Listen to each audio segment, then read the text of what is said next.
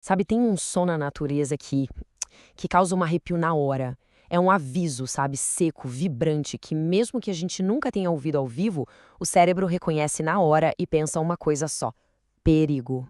Esse som claro é a assinatura da cascavel. É um aviso que impõe respeito, que sinaliza perigo e que a gente reconhece de forma quase que instintiva, mesmo sem nunca ter chegado perto de uma. Mas o que a gente sabe de verdade sobre como esse som tão icônico é feito? A mecânica por trás do guiso ou do chocalho é um dos feitos mais incríveis de engenharia biológica que existem. E o segredo? Ah, o segredo é muito mais fascinante do que a maioria das pessoas imagina. Ok, vamos mergulhar nisso. Para entender de verdade como o guiso funciona, a gente primeiro precisa quebrar um mito. Um mito bem popular, por sinal. Olha, muita gente pensa no guiso como se fosse, sei lá, um maracá. Um chocalho de brinquedos cheio de bolinhas ou pedacinhos soltos que ficam batendo lá dentro. Mas a realidade é muito, muito mais engenhosa. O guiso, na verdade, é completamente oco. Não tem absolutamente nada dentro. O som vem do choque dos próprios anéis, dos segmentos, batendo uns nos outros. E do que são feitos esses anéis? De queratina. É exatamente a mesma proteína, super resistente e fibrosa, que forma as nossas unhas, o nosso cabelo e as próprias escamas da cobra. Basicamente, é uma máquina de alerta construída com o mesmíssimo material da armadura dela. Então, tá. Se é oco, como é que essa estrutura tão incrível se forma? Vamos dar uma olhada na anatomia do guiso e em como ele vai crescendo com o tempo. Uma cascavel não nasce com aquele chocalho todo. Não, ela nasce com um único botãozinho na ponta da cauda. E aí, toda vez que a cobra troca de pele, um novo anel oco de queratina é adicionado bem na base. E assim o guiso vai ficando cada vez maior, troca após troca. Cada segmento se encaixa de forma frouxa no anterior, o que permite que eles vibrem e façam o barulho. Bom, isso nos leva direto para outra crença bem famosa. A de que dá para saber a idade de uma cascavel só contando os anéis do guiso. Parece fazer sentido, né? Um anel por ano. Mas será que é verdade mesmo? Na verdade, não, é um mito. Primeiro, porque as cobras trocam de pele várias vezes por ano, não só uma. A frequência com que isso acontece depende de quanta comida ela encontra e do ritmo de crescimento dela. E tem mais, a vida na natureza é dura, né? Então os anéis mais velhos lá da pontinha quebram e caem com o tempo. Então assim, um guiso longo até indica uma cobra mais velha, claro, mas o número de anéis não é um calendário preciso de jeito nenhum. Agora que a gente já sabe como o guiso é construído, vamos falar da força inacreditável que movimenta essa estrutura. E aqui a gente está falando de um dos sistemas musculares de maior performance de todo o reino animal. Para produzir aquele som característico, a cascavel agita a cauda numa velocidade, olha, impressionante, de 50 a 100 vezes por segundo. É um movimento tão, mas tão rápido que para o nosso olho vira só um borrão. E o que é ainda mais incrível é a resistência.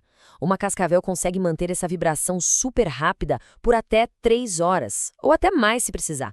É uma prova de resistência que pouquíssimos músculos no mundo animal conseguem igualar. E como é que isso é possível?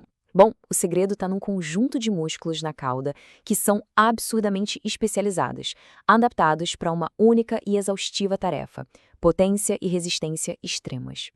Se a gente pudesse olhar por dentro desse supermúsculo, a gente entenderia o porquê. Ele é lotado de mitocôndrias, que são as usinas de energia da célula. Tem estoques gigantes de glicogênio, que é um combustível de acesso rápido. E as conexões nervosas são super extensas para permitir contrações em altíssima velocidade. É um sistema biologicamente afinado para produzir movimento de alta frequência, gastando o mínimo de energia possível em cada contração.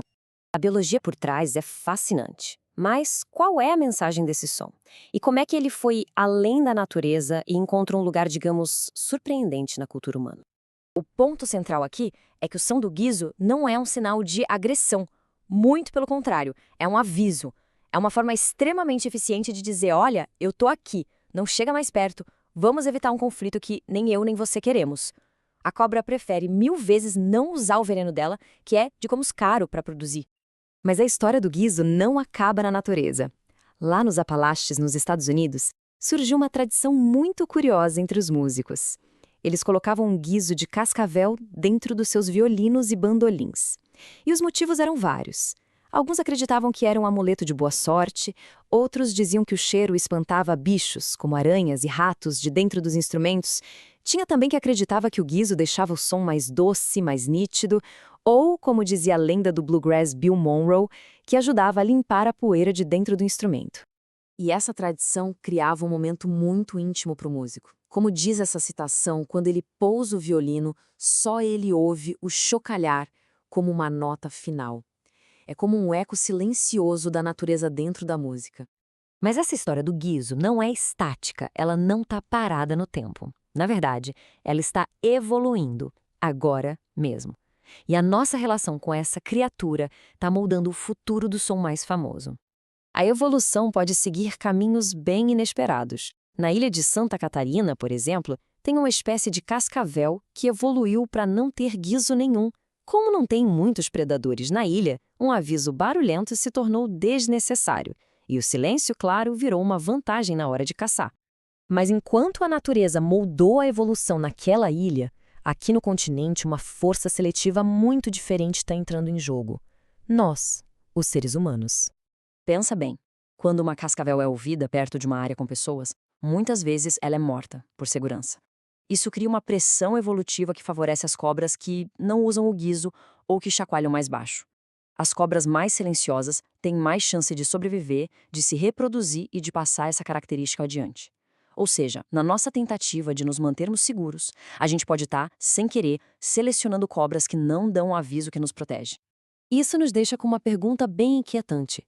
Aquele som que definiu a cascavel por milênios, aquele aviso claro, honesto, será que ele está sendo silenciado pela nossa própria presença? Será que nós estamos, sem perceber, forçando a evolução a calar um dos sinais de alerta mais icônicos de toda a natureza?